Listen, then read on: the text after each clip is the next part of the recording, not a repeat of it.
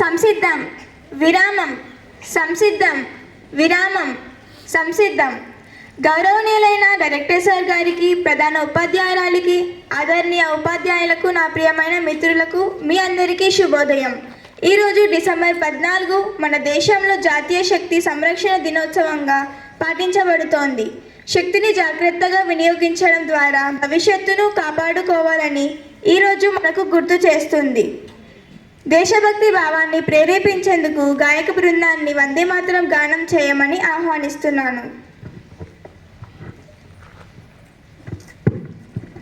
వందే మాతరం వందే మాతరం సృజనాం సుఫలాం మలయజ శీతలాం సస్యశ్యామలాం మాతరం వందే మాతరం వందే మాతరం వందే మాతరం.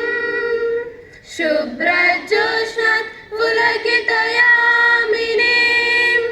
ఫుల్లకుసుమిత ద్రుమదల శోభినీం సుహాసినీం సుమధురభాషిణీం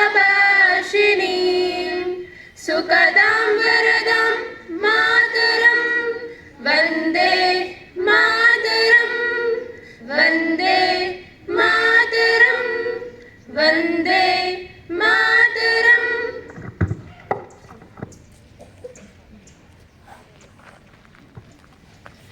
అద్భుతమైన గానానికి ధన్యవాదాలు. ఇప్పుడు మన దేశం మరియు ప్రకృతి పట్ల మన బాధ్యతను గుర్తు చేసుకుంటూ ప్రతిజ్ఞ చేద్దాం. అందుకు నేను అభినయను ప్రతిజ్ఞకు ఆహ్వానిస్తున్నాను. భారతదేశం నా మాతృభూమి. భారతీయులందరూ నా సహోదరులు. నేను నా దేశాన్ని ప్రేమిస్తున్నాను. సుసంపన్నమైన బహువిధమైన నా దేశ వారసత్వ సంపద నాకు గర్వకారణం. దీనికి అర్హత పొందడానికి సర్వదా నేను కృషి చేస్తున్నాను. నా దేశం పట్ల, నా ప్రజల పట్ల సేవానిధితో కలిగి ఉంటానని ప్రతిజ్ఞ చేస్తున్నాను. వారి శ్రేయాభివృద్ధులే నా ఆనందానికి మూలం.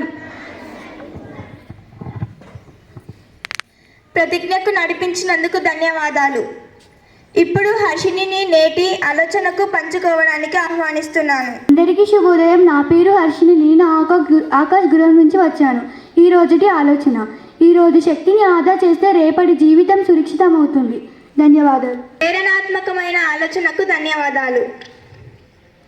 ఇప్పుడు నేను దీపికను నేటి సమాచారాన్ని అందజేయడానికి ఆహ్వానిస్తున్నాను. అందరికీ శుభోదయం. నేను దీపిక ఆకాశ్ గృహం నుంచి వచ్చాను. నేటి వార్తలు. అంతర్జాతీయ వార్తలు. గల్ఫ్లో అక్రమ డీజిల్ నౌకను ఇరాన్ సీజ్ చేసింది. జాతీయ వార్తలు. దేశవ్యాప్తంగా పలు క్రీడా ప్రోగ్రాములను నిర్వహణలో ఉన్నాయి. క్రీడా వార్తలు.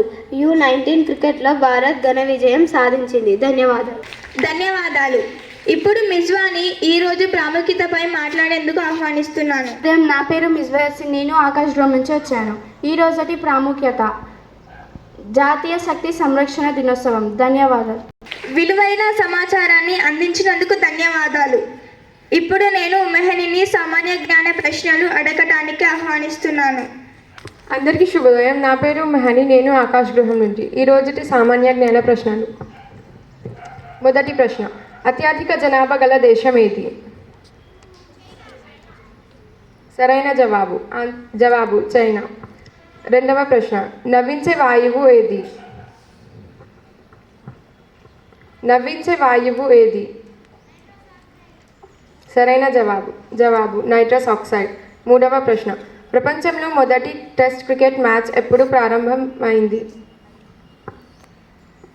ప్రపంచంలో మొదటి టెస్ట్ క్రికెట్ మ్యాచ్ ఎప్పుడు ప్రారంభమైంది? జవాబు 1877.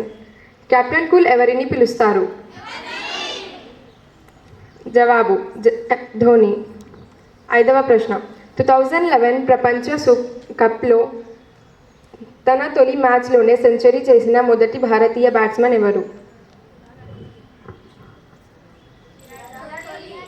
సరైన జవాబు విరాట్ కోహ్లీ. ధన్యవాదాలు. ధన్యవాదాలు మెహని. ఇప్పుడు నేను వైభవ్ని మరియు అవినాష్ని ఒక చిన్న కథ చెప్పడానికి ఆహ్వానిస్తున్నాను. A crow sat on a tree doing nothing when a rabbit thought to do the same and sat on the ground.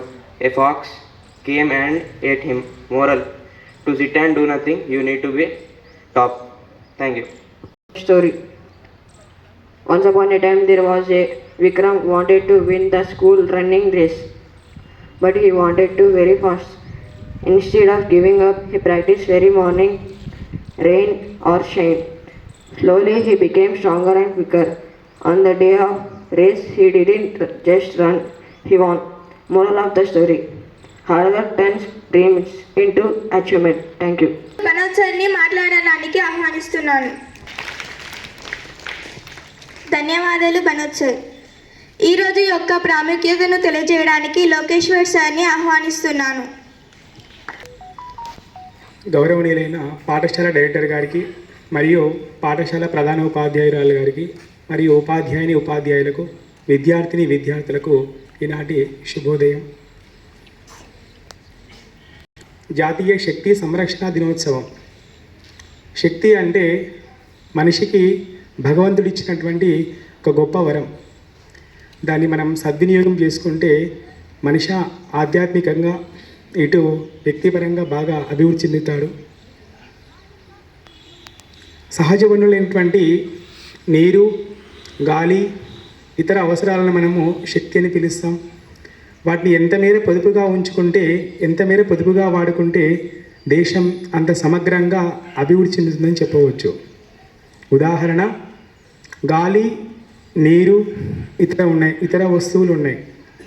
సహజపరంగా ప్రకృతిపరంగా లభించేటువంటి ఇతర వస్తువులను గాలి కానీ ఇతర నీరు కానీ మనము సద్వినియోగం చేసుకోవాలి. మన రాష్ట్రంలో, తెలంగాణ రాష్ట్రంలో సారిసిద్ధంగా లభించేటువంటి సింగరేణి క్యాలరీస్ అంటాం. అంటే భూమి లోపల సారిసిద్ధంగా మనకి భూమిని తవ్వి బొగ్గు తీస్తున్నాం. దేశంలో 90% 90% కోల్ ఇండియా లిమిటెడ్ బొగ్గు ఉత్పత్తి చేస్తే మన తెలంగాణ రాష్ట్రంలో సింగరేణి అనేటువంటిది సారిసిద్ధంగా 10% 10% బొగ్గును ఉత్పత్తి చేసి దేశానికి అపారమైనటువంటి సంపద ఇస్తుంది. అంటే మనం శక్తిని ఉపయోగిస్తున్నాం, శక్తిని సమృద్ధిగా ఉపయోగించుకుంటున్నాం. కాబట్టి విద్యార్థి కూడా శక్తి అంటే మనకు వచ్చినటువంటి అపారమైనటువంటి జ్ఞానమే ఒక శక్తి. జ్ఞానాన్ని పొదుపుగా ఉంచుకోవాలా, అవసరమైనంత మేర ఎంత మేరకి ఎంత హద్దులో మాట్లాడాలి, ఎంత హద్దులో ప్రవర్తించాలో దాన్ని శక్తి మనకు వివరిస్తుంది.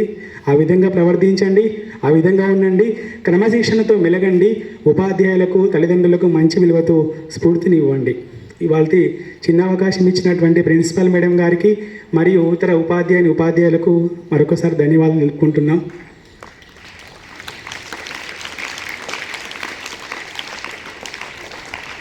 ఈ జాతీయ శక్తి సంరక్షణ దినోత్సవాన్ని ప్రతి సంవత్సరం డిసెంబర్ 14వ తేదీన భారత ప్రభుత్వం విద్యుత్ మంత్రిత్వ శాఖ నిర్వహిస్తుంది. ప్రతి సంవత్సరం దీన్ని నిర్వహిస్తుంది అని చెప్పవచ్చు. ఈ అసెంబ్లీ ముగింపులో మనందరం ఒక మాట గుర్తుంచుకుందాం: శక్తి సంరక్షణ స్థిరమైన అభివృద్ధి మార్గం. రోజు మన ఆలోచనలను, అలవాట్లను మారుస్తూ బాధ్యత గల పౌరులు మారుదాం. మీరు ఈరోజు శక్తివంతంగా, ఆలోచనాత్మకంగా సాగాలని కోరుకుంటున్నాను. మీ అందరికీ ధన్యవాదాలు. సంసిద్ధం విరామం. ప్రార్థన సమాప్తం. జై హింద్.